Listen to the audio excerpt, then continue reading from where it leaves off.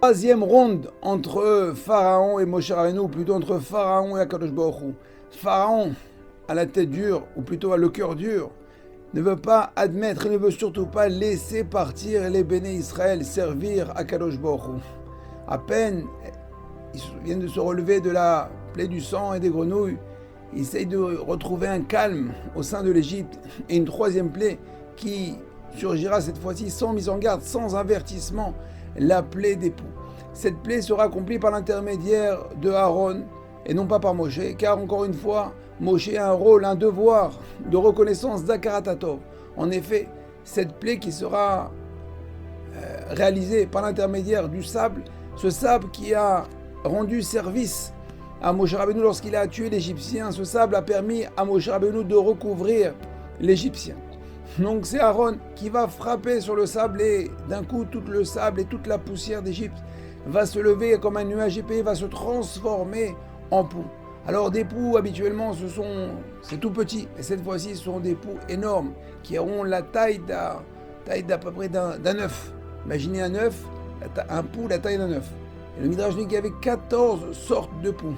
Des poux qui s'accrochaient, qui s'incrustaient, qui griffaient, qui étaient vraiment là présents dans le cheveu, dans le cuir chevelu, sur la peau. Chaque Égyptien avait sur lui 15 kilos de poux. Imaginez 15 kilos de poux, ils en avaient partout sur les yeux, ils étaient aveuglés.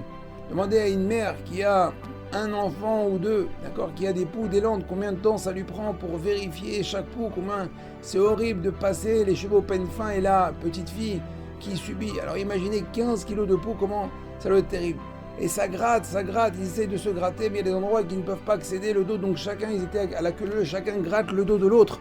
S'ils n'avaient pas, ils se grattaient contre le mur avec des bâtons, des fourchettes, ce que vous voulez, ce qu'ils pouvaient gratter, mais à force de gratter, ben, ça saigne, ça fait des égratignures et ça ramène encore plus de poux. Bref, vous avez compris, ils ont vécu un véritable calvaire. Pharaon fait appel à ses sorciers et magiciens d'agir, de peut-être faire quelque chose contre ou de réaliser, de montrer que nous aussi nous sommes capables d'agir ainsi. Mais les sorciers et magiciens constatent qu'ils n'ont pas la même force et essayent de le faire savoir à Pharaon. Pharaon hors de lui, puisqu'il a ces sorciers, ces magiciens qui sont en train d'admettre que c'est le doigt d'Akadosh Baruch Hu qui est en train d'accomplir ce miracle. Il dit mais c'est pas possible, nous sommes au plus fort, nous sommes le pays de la magie noire et de la sorcellerie. Il dit d'accord, on veut bien tant que c'est de la sorcellerie, mais là ce n'est pas de la sorcellerie, c'est la doigt d'Akadosh Baruch Hu. Ils n'ont pas osé dire encore que c'est la main d'Hachem, ils ont juste dit que c'est le doigt d'Akadosh Baruch Hu. Donc Pharaon essaye, entend un petit peu ces magiciens, mais cherche des circonstances atténuantes pour dire que tout ça c'est du hasard. La preuve en est, il dit, allez, cette fois-ci, Moshe Rabbeinu n'est pas venu me prévenir, cette plaie est venue sans prévention, sans avertissement, c'est sûrement le fruit du hasard, c'est la nature. Et donc si c'est ainsi, donc la plaie du sang et des grenouilles aussi, donc il remet en cause la force et la puissance d'Akadosh Baruch Hu et de Moshe Rabbeinu. La plaie va s'arrêter, mais avant de s'arrêter, les poux vont rester incrustés dans la peau et dans la chair des Égyptiens jusqu'à mourir à l'intérieur. Pourquoi les Égyptiens ont-ils été frappés par cette plaie ? Premièrement, pendant l'esclavage, les béné Israël étaient interdits de se laver. Donc comme ils ne se lavaient pas, ils avaient des couches de crasse.